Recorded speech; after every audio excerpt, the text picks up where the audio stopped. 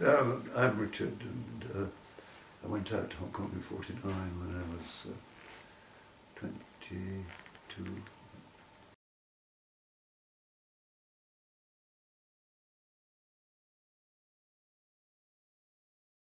I was just wondering how you got into sort of the civil service. I volunteered to go to the Far East because my father had been in India as a cartographer.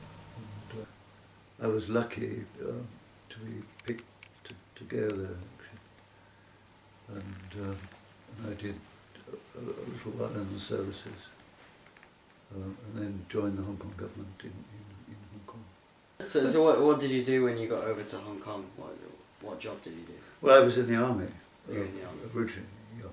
We were sent to Hong Kong in the first place to stop Mao, actually, coming across the border, but Mao didn't want to come across the border, thank God, because we couldn't possibly have stopped him.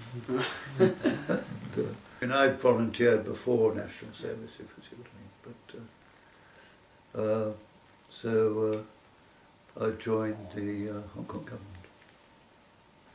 Because the whole idea was to train Chinese people. I worked in the housing authority where we had 3 million tenants. So did you have to move this village? Oh yes, yeah. What happened, this was when I was in the New Territories. Right. And two things happened in that time. One of which was the moving of the village, and it took us 4 years to do it. The reason why we had to move the village was that in the government plan, the whole of this area was to be turned into housing and factories.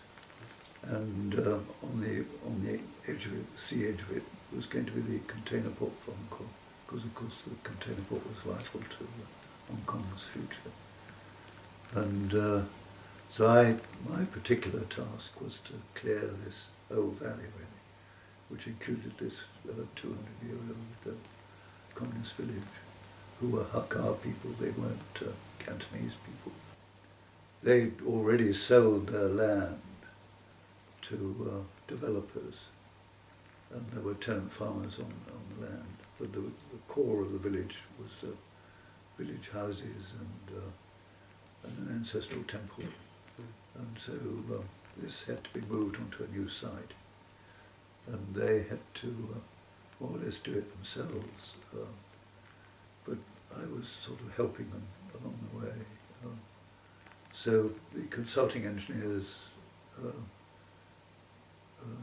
given a piece of land on which to re-site the village. And each villager was to be given a minimum of 2 houses so that they could live in one and have income from shops in the other. And there was to be a school in the village, and the ancestral temple was to be moved. And our meetings used to go on long into the night because most of the negotiators were women, actually. They were the toughest negotiators. And it was all done in the Hakka language, actually. So was there any sort of opposition from the people in the village? How did they feel about having to move? They didn't mind the thought of moving. It was the terms on which they moved that mattered. And what were the terms? Well, the terms were that they wanted to get the maximum out of us, if you see what I mean. Right. And I had constraints on what I was allowed to give, so that's where the rub came.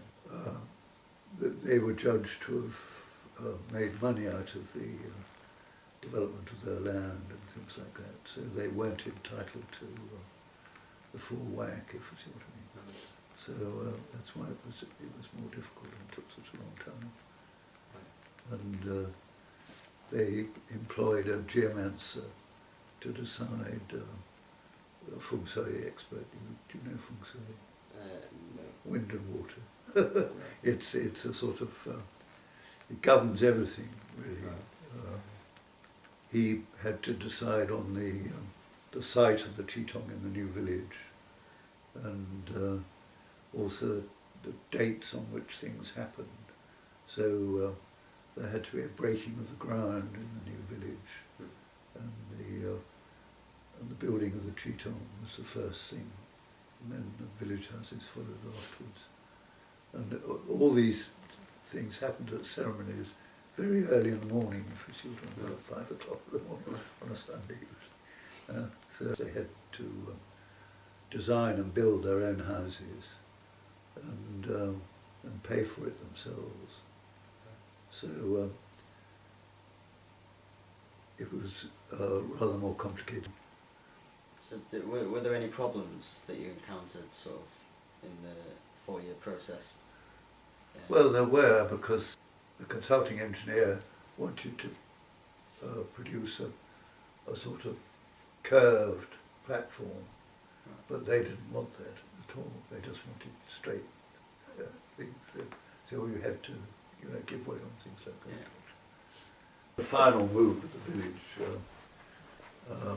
the ancestral tablets had to be moved in a procession with umbrellas over the top of them to protect them, in traditional style. Lai ngô kê tham ngô bê ngô tê kê bùi đó tu nê con chung mừng đề cái mừng